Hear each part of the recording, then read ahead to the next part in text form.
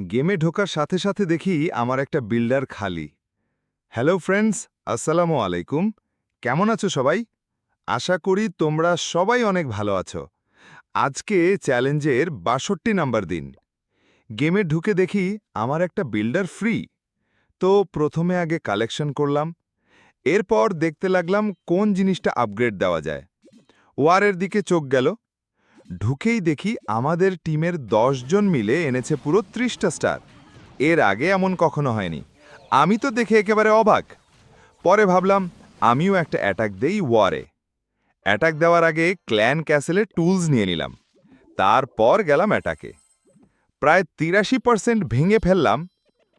তখন ভাবলাম আর 3 স্টার হবে না, কারণ তখনও আমার ২-৩টা ড্রাগন বেঁচে ছিল।